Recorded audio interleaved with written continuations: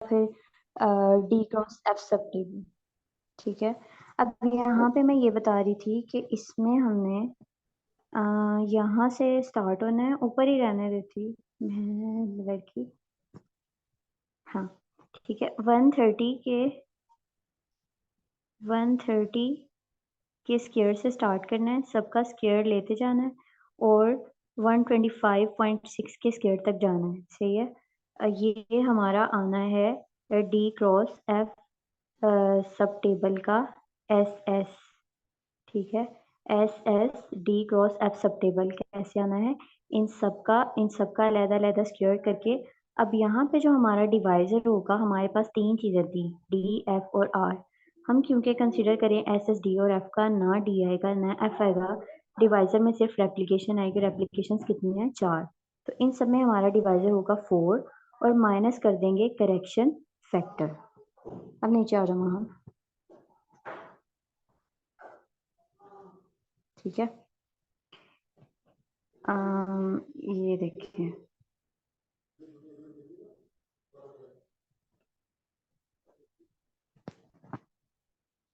अच्छा सही है। अब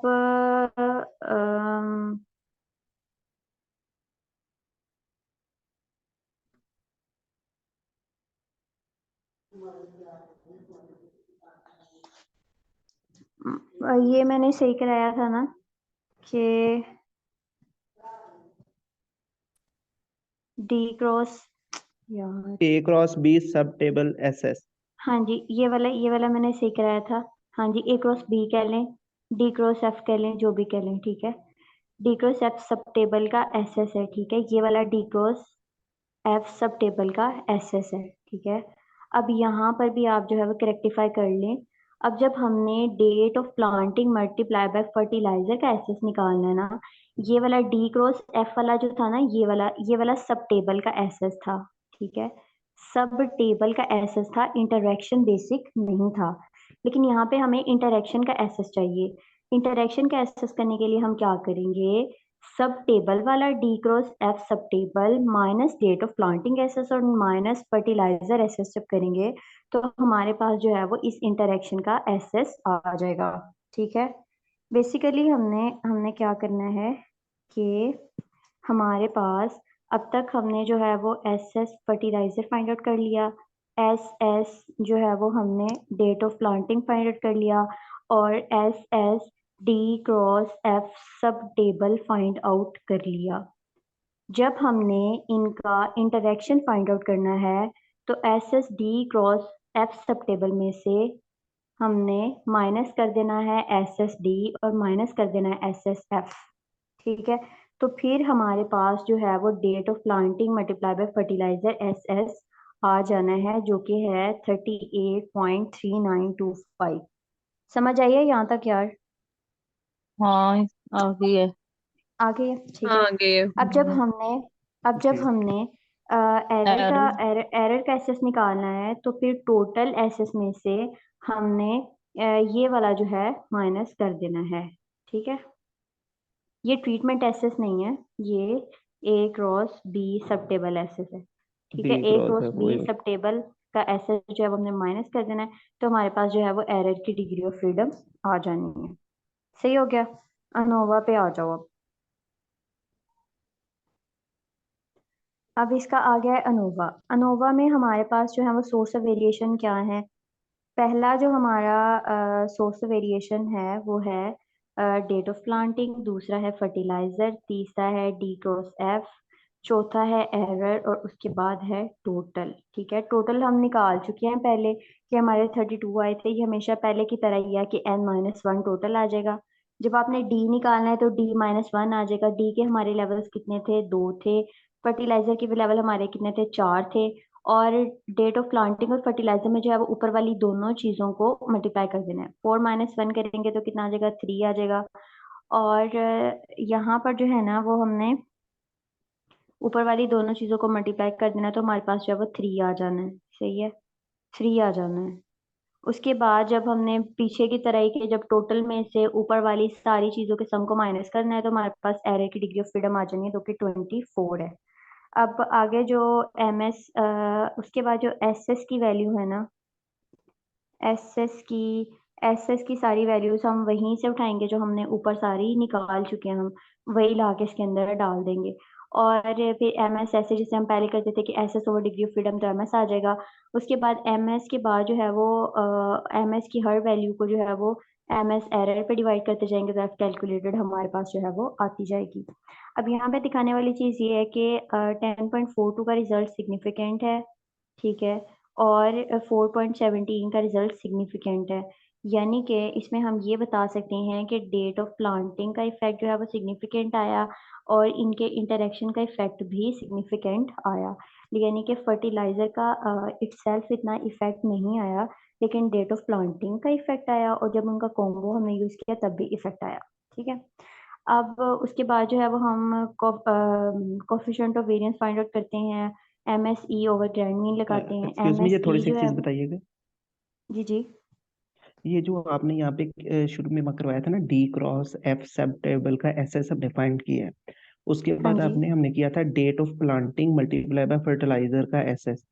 ये जो हाँ डी जी क्रॉस एफ था ये तो सब टेबल का था ना एसएस, लेकिन ये हाँ जी। डेट ऑफ प्लांटिंग जरा फर्टिलाइजर एसएस ये मेन टेबल का है या सब टेबल का है?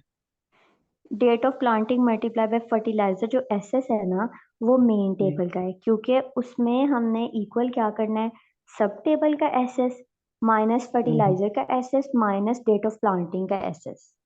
ठीक है, ठीक हो तो गया। ये बेसिक इंटरेक्शन का एसएस है। हम सब हम्म, टेबल वाला सही। हम सब टेबल वाला एसएस कभी भी जो है वो इंटरेक्शन की जगह पे नहीं लगा सकते। ठीक है, ठीक हो गया। सही सही। आगे आ जाओ। अच्छा, आगे आगे कोफिशिएंट ऑफ वेरिएंस का आ गया फॉर्मूला, और अब वहां से MSE जो है वो यहाँ से 3.07 पुट होगी और ओवर ग्रैंड मीन आ जाएगी। ठीक है, ग्रैंड मीन जो है वो ग्रैंड टोटल को जब नंबर ऑफ ऑब्जर्वेशंस पे डिवाइड करेंगे तो ग्रैंड मीन आ जाएगी। अब यहाँ पे अच्छा, हमारा 5.69% है, हमारा लेस देन। हाँ जी, हमारा मुझे यहाँ पे एरर की ना डिग्री ऑफ फ्रीडम में कंफ्यूजन आ रही है, ये 24 कैसे आया है? यार ये तो एरर उसको की डिग्री माइनस ऑफ में है फ्रीडम सबको ऐड करके। 31-7, -7। इसमें से इन सब का सम आपने जब माइनस करना है ना, तो एरर की डिग्री ऑफ फ्रीडम आएगी। थर्टी ठीक वन है, माइनस ठीक है, seven is equal to twenty ठीक है, ठीक फोर है, ठीक है, ठीक है, ठीक है। आ गया यार। अब हाँ जब जी। आपकी जो है वो ग्रैंड मीन जो आपकी MSE है वो लेस देन 20% है, तो मतलब आपका जो एक्सपेरिमेंट है वो रिलायबल है, अगर आपका फील्ड एक्सपेरिमेंट है। और अगर आपका लैब एक्सपेरिमेंट है तो लेस देन 10% रिलायबल होगा। सही हो गया। उसके बाद जो है वो हमने जो मीन्स हैं वो भी पीछे से जो आपकी सब टेबल आए थे ना, उन्हीं को नंबर ऑफ ऑब्जर्वेशंस पे डिवाइड करते जाना, तो वहीं से आपकी सारी मीन निकलती आनी है। ठीक हो गया, मीन आती जानी है, और स्टैंडर्ड एरर आती जानी है। स्टैंडर्ड एरर जो है वो आप फॉर्मूले से निकाल लोगे। एक सेकंड। ये दोबारा बताना, ये क्या है? Table of mean and SC. Hello hello. हाँ जी, हाँ जी। आवाज नहीं। हाँ यार ये बताना हम टेबल ऑफ मीन और स्टैंडर्ड एरर वाला जो टेबल है नीचे अर्ली और लेट वाला 0.88, ये क्या है? यार ये एक तो वही चीज है जो हमने लास्ट टाइम उसका नहीं था, CRD का आरसीपीडी का, हमने स्टैंडर्ड एरर निकाला था फॉर्मूला लगा के। ठीक है, पहले उससे पहले उन्होंने कैलकुलेट किया है मीन्स, जितनी भी हाँ वो आगे वैल्यूज किया है है फॉर्मूले में। हाँ हाँ हाँ। ना। हाँ, ठीक है, यार आगे फॉर्मूले में। ये मीन्स है, ये हाँ एरर है। हाँ, ठीक जब हो गया। आपने ये मीन जो है ना, अगर जो A×B, सॉरी मैं वो 2 मिनट के लिए गई थी, वो जो A×B सब कोई नहीं। टेबल है उसमें जाओ। अच्छा। A×B सब टेबल है ना जो, जी। इसमें जो है ना ये सारी वैल्यूज हैं। ठीक है, 130.7 है, 118.0 है, 111.1 है। ठीक है, इन सबको ये टोटल की वैल्यूज हैं। इन इन सबको जब आप नंबर ऑफ एप्लीकेशंस पे डिवाइड करोगे, यानी कि चार चार पे डिवाइड करोगे ना, तो इन सब की एवरेज आ जाएगी। फॉर एग्जांपल 130.7 को जब मैंने 4 पे डिवाइड किया तो 32.68 आया। अब वहां पर जाके देखो कि सबसे पहली वैल्यू जो है वो 32.68 है, ठीक है। वो इन्हीं वैल्यूज को 4 पे डिवाइड करके ना वो आपकी एवरेज आ जाती है। ज्यादा ही दूर चली गई हो। हाँ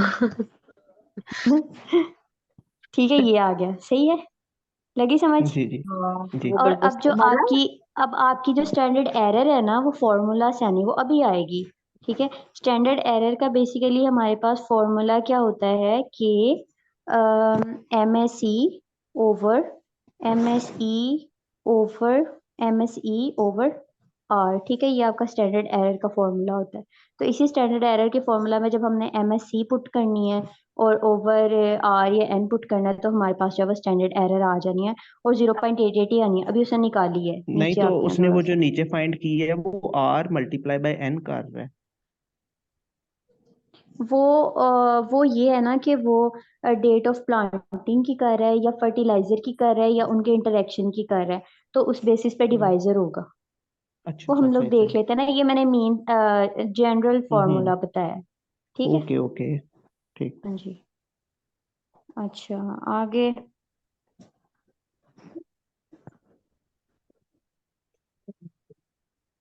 अच्छा, आगे उसने कहा है कि स्टैटिस्टिकल रिपोर्ट के रिजल्ट्स के अकॉर्डिंग सिग्निफिकेंट इंटरेक्शन ये शो करता है कि उसने कहा कि application of different fertilizer depend on whether the date of planting has been early और late. Without application of any fertilizer the yield response almost remain the same, ठीक है।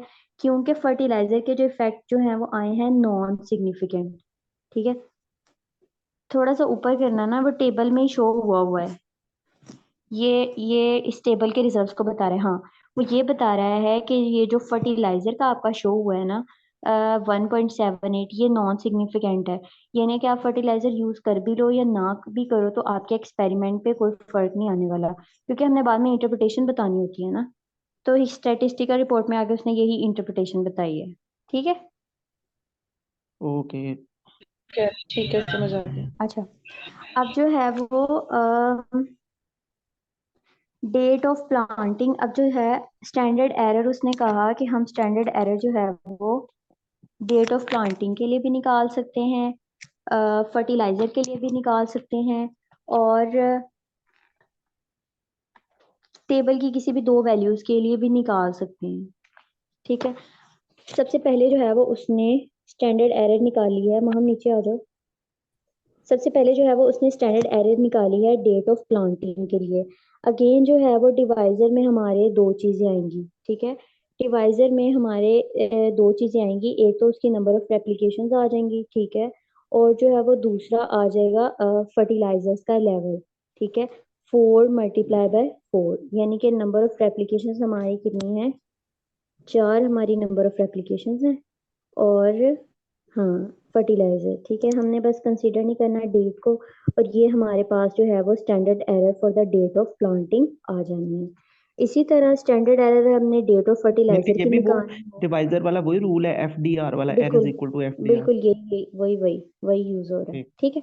ठीक। अब जब D और F है तो दोनों नहीं कंसीडर करेंगे, सिंपली 4 पे डिवाइड कर देंगे। अब यही वाली 0.88 वाली वैल्यू हमने वहां लगाई थी, क्योंकि वहां पे भी हम जो है ना वो डेट क्लोज फर्टिलाइजर सब टेबल की ही एवरेज निकाली थी, और डेट क्लोज फर्टिलाइजर सब टेबल का ही हम जो है वो स्टैंडर्ड एरर ले रहे थे, ठीक है। इसलिए हमने वहां पे 0.88 यहाँ से आया था, ठीक है। सही।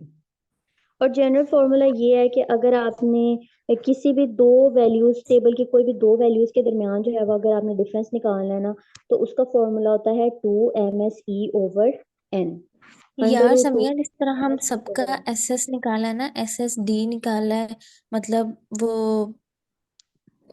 D क्या है, ड्रग से कुछ पूछा है किसी ने, मुझे समझ नहीं आई। जिन्होंने पूछा उनको खुद भूल गया।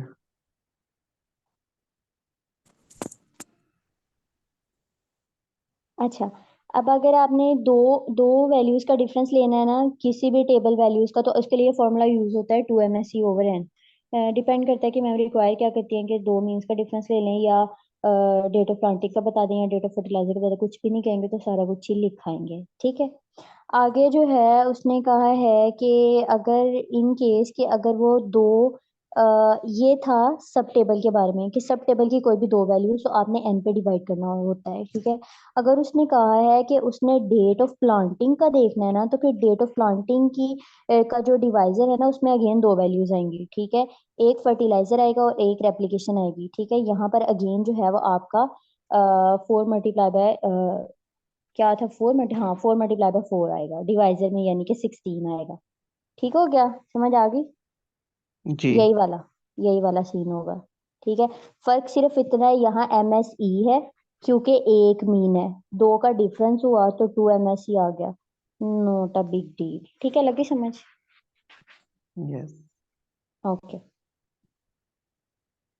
अच्छा, अब ये मैम ने कहा था कि ये मैं आपको मिनी टैब से भी सिखाऊंगी कि अब मिनी टैब से आप करेंगे। ये सिर्फ उन्होंने वैसे शो कराया था कि अगर अलग-अलग का इफेक्ट देखें और अगर इनका इंटरेक्शन इफेक्ट देखें, तो अगर ये एक जगह पे कहीं पे भी जाके इंटरसेक्ट कर रहे हैं तो मतलब देयर इज एन इंटरेक्शन, बस यही बताया था। ओके, अब हमने जो है वो फैक्टोरियल एक्सपेरिमेंट किया था अंडर CRD, और अब हमारा जो है ना वो है फैक्टोरियल अंडर RCBT। कोई ख़ास फ़र्क नहीं है, सिर्फ और सिर्फ एक पैरामीटर ऐड होना है और वो ऐड होना है ब्लॉक एसएस का, ठीक है।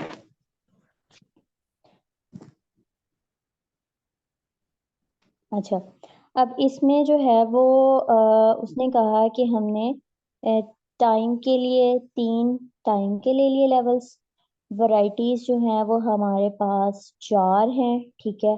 और जो हमारे पास ब्लॉक्स हैं वो भी कितने हैं, 4 हैं।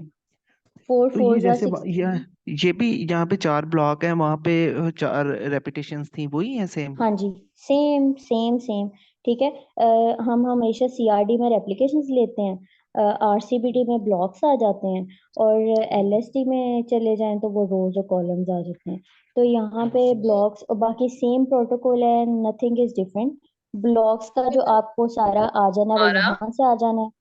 हाँ जी, LSD से याद है, LSD करना है। यार LSD पता नहीं करना है कि नहीं करना, यार लेकिन मैम ने तो कहा था रहने दे, लेकिन मुझे ये नहीं याद कि नोवा का कहा था, क्योंकि शायद मैम ने कहा जनरल नोवास का रहने थे। मैम ने कहा था यार जब सबका आप इतना एलएसडी नहीं करना। थ्योरी भी नहीं LSD वैसे की LSD थ्योरी करवा दिया था, है, LSD स्किप की करवा थी। दिया था। यार LSD अगर LSD का हमने इतना कुछ जनरल कर एनोवा लिया है, नहीं है। यानी जो उसकी कैलकुलेशन है वो होंगी कि नहीं होंगी? कैलकुलेशंस नहीं मैम ने करनी, कहा था। लेकिन आपको पता होना हम्म बस थ्योरी चलो वो तो करनी है। पता ही है। अच्छा जी। चलो, gate get back please.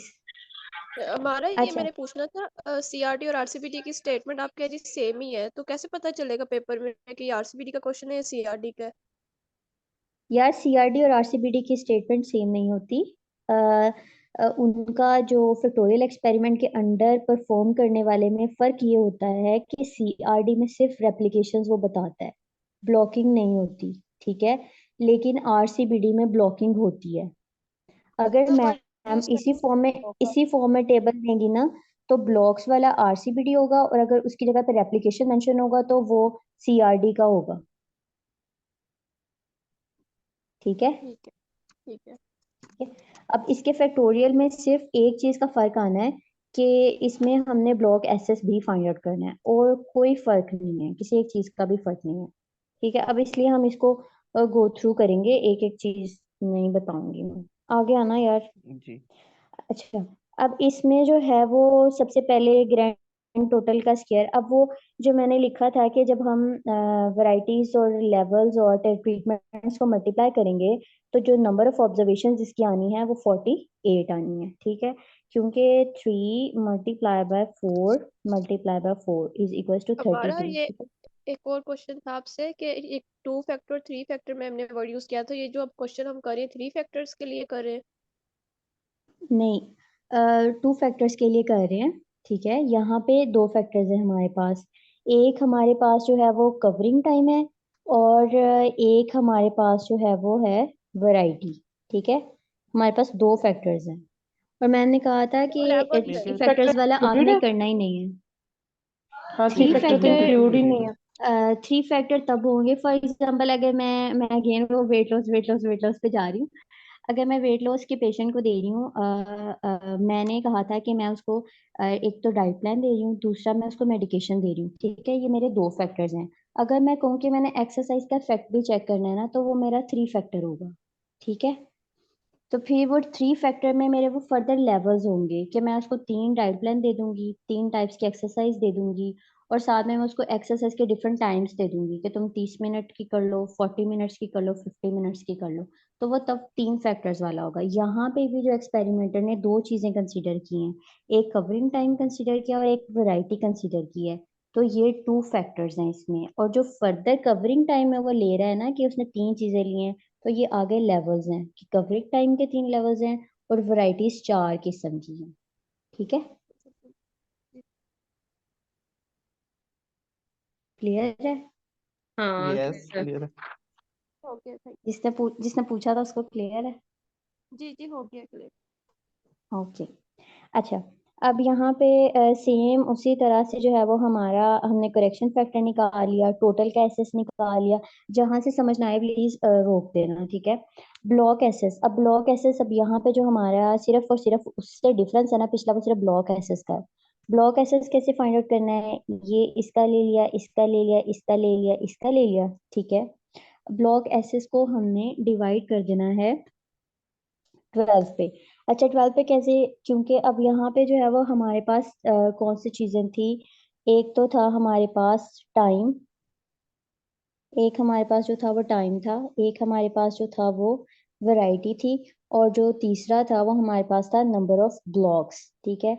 Treatment हम टाइम टाइम जो था वो हमने 3 टाइम्स लिए थे, और वैरायटीज जो थी वो हमारे पास 4 थी, और ब्लॉक्स जो थे वो 4 थे, ठीक है। जब मैंने एसएस ब्लॉक लेना है तो मैंने सिर्फ ब्लॉक का नहीं लेना, और मैं टी और आर दोनों को मल्टीप्लाई करूंगी, 3 3 4 12। तो यहाँ पे मैं ब्लॉक एसएस के अंडर जो है वो 12 सब में लिखूंगी और माइनस कर दूंगी करेक्शन फैक्टर, ठीक है, लगी समझ। जी क्लियर। आगे है आगे है कि आपने जो है वो इसका इंटरेक्शन टेबल सेम पिछले की तरह ही है। एक एक साइड पे जो है वो आपने एक फैक्टर ले लिया कवरिंग टाइम का, और एक साइड पे अपने वैरायटीज का ले लिया, और ऊपर वाली सारी 4 4 वैल्यूज को प्लस करते गए और इस तरह से लिखते गए, ठीक है। सेम ऐसे ही हमने फिर वैरायटी का एसेस ले लेना है और कवरिंग टाइम का एसेस ले लेना है। उसके बाद वैरायटी क्रॉस कवरिंग टाइम का जो है वो हमने सब टेबल ले लेना है। फिर जब हमने उसका वैरायटी क्रॉस सी का ठीक है, इंटरेक्शन। ठीक है, ठीक है, उसका इंटरेक्शन ले लेना है। यहाँ पे जो है वो यहाँ पे सब टेबल है, उसके बाद हमने जब इंटरेक्शन लिया तो सब टेबल में से जो है वो हमने पहले दोनों फैक्टर्स को माइनस कर देना है।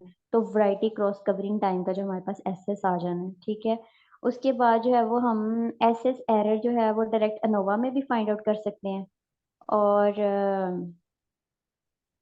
जो हमारा ना एस एस ई है वो डायरेक्ट अनोवा से भी फाइंड आउट कर सकते हैं। क्या हो रहा है, S S E direct ANOVA से भी फाइंड आउट कर सकते हैं, या फिर T S S minus variety cross covering time सब टेबल, ठीक है। इस तरह से भी हमारे पास जो है वो एस एस ई आ जाएगा, वैरायटी क्रॉस कवरिंग टाइम सब टेबल। तो तब भी हमारे पास जो है वो एस एस ई आ जाएगा, ठीक है। या फिर जो है वो हम डायरेक्ट अनोवा में भी उसको फाइंड आउट कर सकते हैं। अब यहाँ पे सी आर डी और इसके अनोवा में सिर्फ एक चीज़ का फ़र्क है कि वहाँ पर ब्लॉक्स नहीं थे, यहाँ पे ब्लॉक का एक टेबल ऐड हो गया, और दूसरी कोई चीज़ जो है वो डिफरेंट नहीं है। अब यहाँ पे अगर इंटरप्रिटेशंस की बात कर लें तो उसने शो कराया है कि वैरायटीज़ का सिग्निफिकेंट इफेक्ट है, कवरिंग टाइम का भी सिग्निफिकेंट इफेक्ट है, वैरायटी का भी सिग्निफिकेंट इफेक्ट है, और वैरायटी क्रॉस कवरिंग टाइम का भी सिग्निफिकेंट इफेक्ट है, ठीक है। तो यानी कि इन तीनों इफेक्ट्स जो हैं वो सिग्निफिकेंट है। अब आगे कोफिशिएंट ऑफ वेरिएंस वैसे ही आ गया हमारे पास, लेस देन 20 है, तो मतलब ये कि इंटरेक्शन जो है वो हमारा सिग्निफिकेंट है।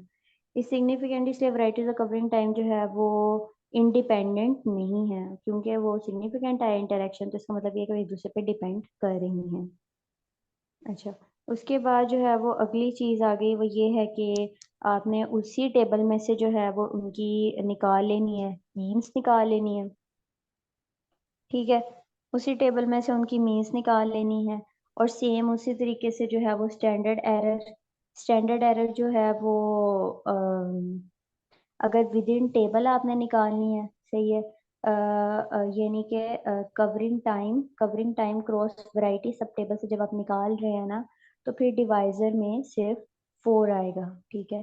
क्योंकि जो तीसरी चीज़ हम कंसीडर हमेशा करते हैं वो होती है replication in the case of CRD या blocks in the case of RCVD, ठीक है।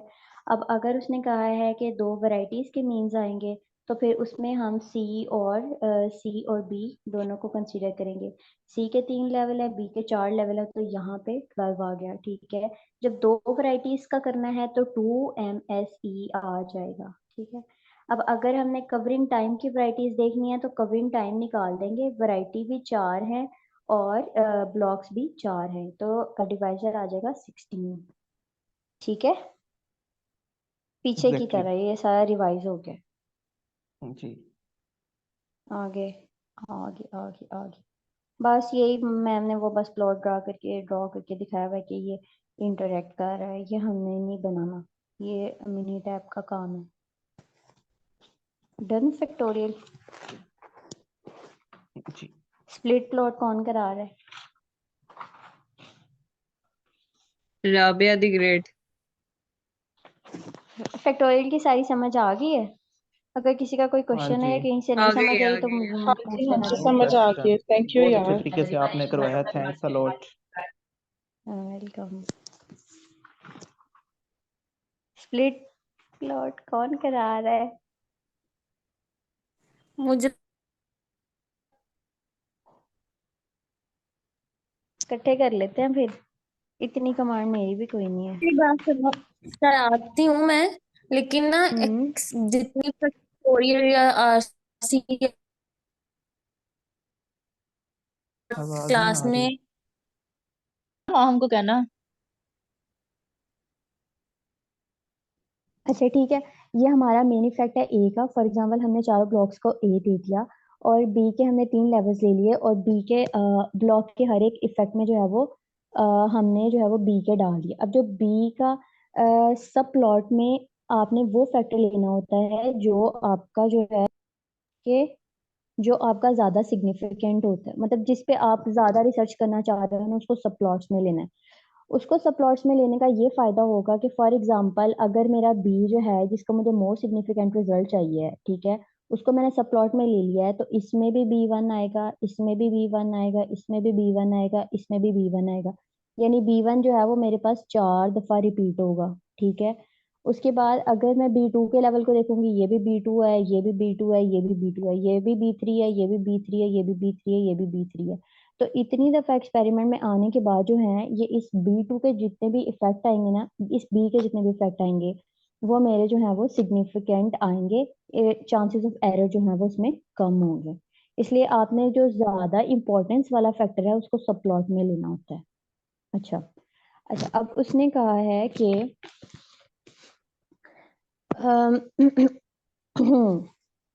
उसने कहा है कि ये जो है ना ये आपका इनकम्प्लीट ब्लॉक डिजाइन होता है, ठीक है। अब पीछे हमने सारे ब्लॉक्स पढ़े हैं कि हम ब्लॉकिंग करते हैं, उनमें हम ट्रीटमेंट्स देते हैं।